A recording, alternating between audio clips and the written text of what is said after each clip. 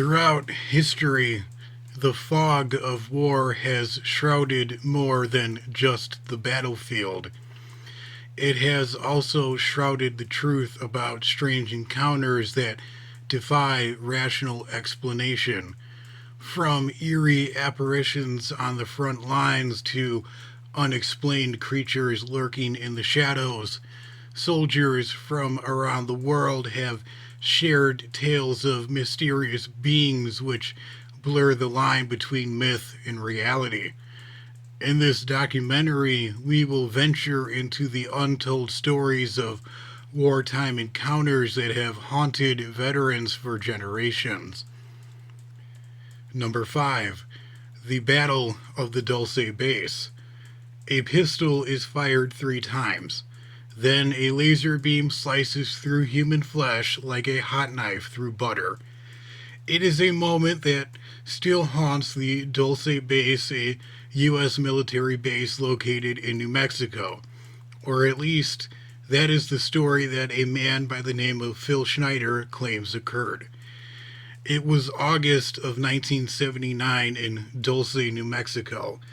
Phil Schneider was a government engineer at the time. One day, he was working on expanding an underground bunker when his drill hit something unexpected. Soon, the shaft began to fill up with sulfur gas. Schneider concealed a Walther PPK handgun as he rode an elevator with 2 teams of Green Berets to investigate what was going on. The air was filled with tension and unease. Eventually, the elevator reached the bottom of the shaft. Soldiers used their headlights to cut through the darkness, not knowing if their next step would be their last. Everything appeared to be normal, that is, until they encountered them. At the end of the tunnel, 2 7-foot humanoid creatures were seen at the end of the tunnel and then stepped forward. Having never seen the creatures before, Schneider panicked and opened fire. The 2 figures then slumped to the ground. But a third creature soon emerged. Angered about what occurred, the third creature raised its hand, and from its hand emerged a laser beam which vaporized 3 fingers off of Schneider's left hand and collapsed one of his lungs. A soldier, noticing that Schneider was injured, dragged him back to the elevator, sending him back above ground before the soldier was cut in half by a laser beam. By that point, several more beings had joined in on the skirmish, and many hours later, Schneider returned. What he found horrified him. 66 American soldiers and 3 aliens lay dead from a skirmish that lasted over an hour. The end result of a tragic accident. After the incident, Schneider retired from the military and embarked on a campaign demanding that the U.S. government be more transparent in its relationship with otherworldly beings. A campaign which must have struck a nerve because in January of 1996, Schneider passed away under mysterious circumstances, having been strangled to death with surgical tubing which was ruled to be self-inflicted. To this day, no explanation has been given to what occurred at the Dulce base. Number 4. The Giants of Kandahar Valley. Static is overheard on the radio as a patrol suddenly vanishes from the Kandahar mountain valley in southern Afghanistan. Moments later, a rescue team makes their way down a goat track and encounters something incredible. A massive 13-foot tall giant with 6 fingers on each hand, dressed in biblical era clothing, wielding a massive spear that could go through 3 men in one hit, is blocking their path and refusing to let them go. It takes over 30 minutes of automatic gunfire to bring the massive creature down, but not before it kills a Special Forces soldier named Tom. A helicopter then thunders in. The giant's body is then wrapped into a tarp and then loaded onto the helicopter, and then it vanishes. Everyone is then made to sign a NDA, or non-disclosure agreement, What happens in the valley stays in the valley. This is the story of the Kandahar Valley Giant. The event occurred in 2002 during the U.S. invasion of Afghanistan, but was not revealed until 2016 when a defense contractor known only as Mr. K told the story to a paranormal themed podcast. The host of the podcast identified the creature as a Nephilim, a race of giants mentioned in the book of Genesis in the Christian and Hebrew Bible. But when fact checkers and investigators contacted the Department of Defense and the Pentagon, they vehemently denied that any of it ever occurred. There was no missing patrol in the Kandahar Valley, and no patrol ever encountered a giant. No soldier in Afghanistan was ever killed by a spear, and no 11,000-pound corpse was ever flown to any air base in the region.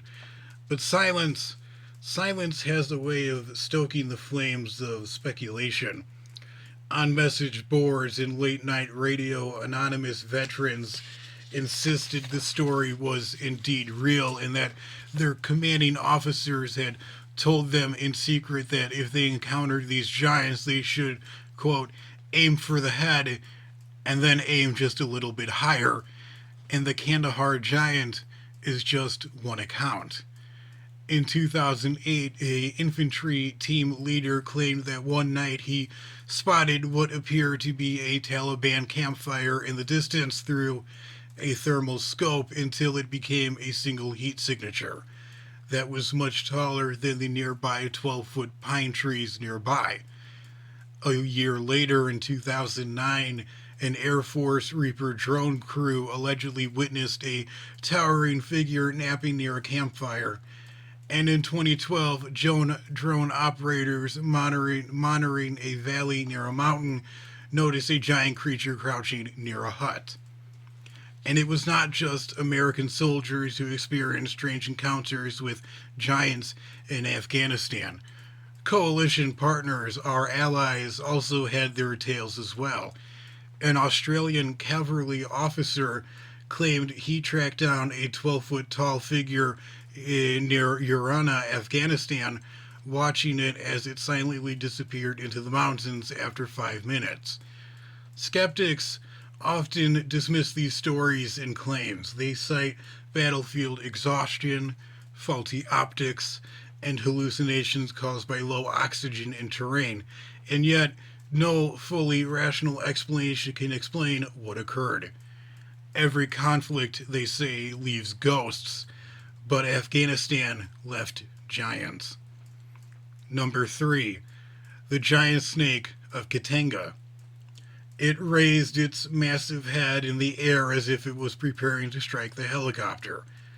This was the moment that a man by the name of Colonel Remy Van Leer, a veteran of over 400 combat missions, realized that something massive might have been slithering through the Congo. Underneath him, coiled up between torn-up termite mounds, was a creature so massive that it looked like a massive tree trunk. That is, until it began to move. The photograph that was taken on that day in August of 1959 remains one of the most hotly debated photographs in cryptozoology, the study of unknown creatures. It was snapped from a Belgian Air Force helicopter over the shrubby savanna of Katanga in the Congo. The photograph appears to show a snake that is not 10, not 20, but 50 feet long, looking like a derailed train in the African savanna. The head, Van Leer claimed, was the size of a horse's head, with jaws so massive that it could have swallowed a man in one piece from head to toe.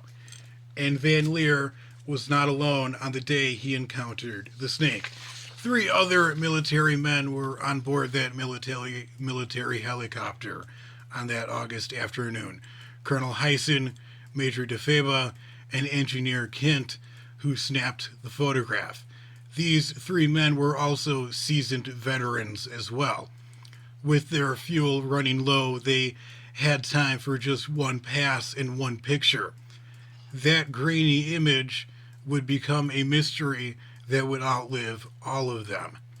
Cryptozoologists soon latched onto the image. One man, Bernard Hoymans, the father of the study of cryptozoology, studied the photo of the creature closely and concluded that the creature was between 39 and 40 feet long. Others were bolder in their claims. Another cryptozoologist named Ivan T. Sanderson looked at the image through a high-powered lens. He observed massive ternite mounds and cassia trees, and using them for scale, he concluded that the snake was over 200 feet in length. Van Leer, in interviews over the decades until his death in 1990, never backed down from his claims. He claimed that the massive snake had risen up to the helicopter. Its scales were a deep greenish brown, and its white underbelly was clearly visible as it prepared to strike. He claimed that had he been in range of it, it would have attacked. And yet, despite the image being passed to numerous hands and analyzed numerous times and ostensibly mythologized, no hard evidence, no bones, no body, and no other forms of physical evidence has been found. Only one testimony and one grainy photograph. But yet a haunting possibility still lingers. Somewhere in the thick jungles of Katanga, something massive and ancient still roams. Number 2. The Solomon Island Giants. They were expecting bullets and artillery shells to fall like rain. Instead, what they encountered was eerie silence. When the U.S. Marines landed on Guadalcanal in 1942, they braced themselves for fierce Japanese resistance. Instead, they found nothing. Japanese fortifications and bunkers were abandoned. Weapons and gear lay scattered. Something very strange occurred here, and it certainly was not war. The official record offered a simple and rational explanation. Once the American guns began firing, the Japanese fled, and yet many of the Marines believed that the nearby jungles were hiding something sinister. For centuries, the Solomon Islanders have told tales of the Mumu, giant hairy humanoids that are said to dwell deep within the mountains and travel unseen throughout the island through a network of underground tunnels. For locals, these giants are not just folklore, they are a part of the islanders' day-to-day life. In fact, there is not one, not two, but 3 species of creatures that live on the Solomon Islands. The first being the Mumu. The second are giants with red hair measuring 10 feet tall. They are wild humans who dwell in the forests. And the third are muscular dwarves known as chow chows who often wander into local villages and steal women and are referenced in local newspapers. But the most chilling accounts of these creatures date back to World War II.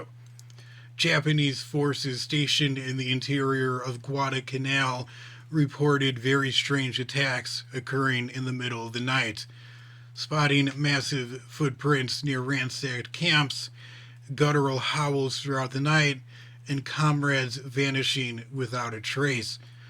In some stories, these giants did not just stalk the Japanese soldiers who they considered to be nothing more than invaders on their lands, they ate them alive.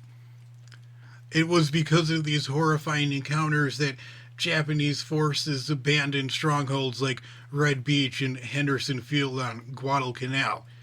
Skeptics, however, have dismissed these stories as nothing more than folklore, and yet every island in the region has their own version of the giants, and every villager has a story about them.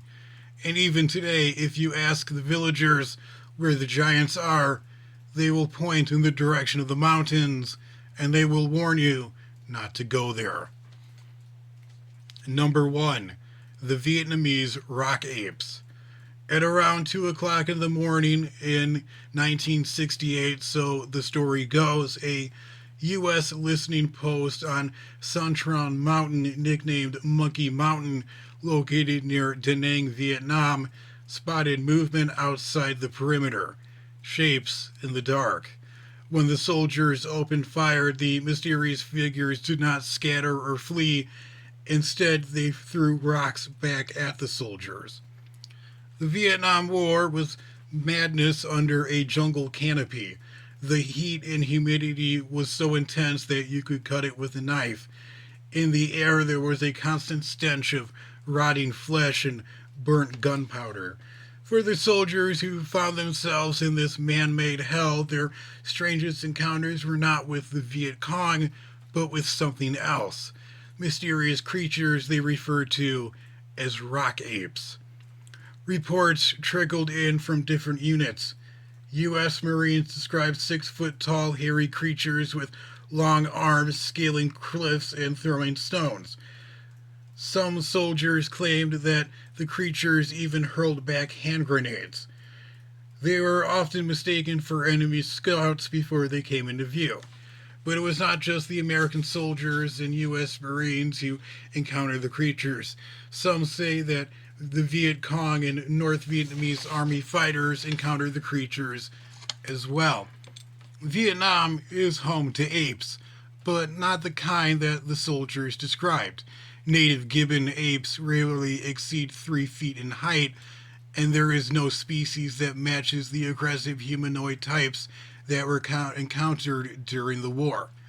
But local folklore may have given a clue as to what these creatures may be. For generations, Vietnamese villagers in the countryside spoke of the Batatut, or hill people, hostile red-haired bipedal creatures that live in the jungles or in the mountains. Western explorers had also encountered evidence of similar creatures. But for the skeptics, the Vietnamese rock ape was nothing more than a fabrication created by jungle madness. Hallucinations caused by triple-digit heat, wartime exhaustion, and the consumption of heavy drugs such as heroin and LSD. And it's true. No bones or corpse or any physical evidence to confirm the creature existence has ever been found. But if it was all fabricated, why do so many Vietnam veterans still maintain that they encountered something in the jungle even to this day?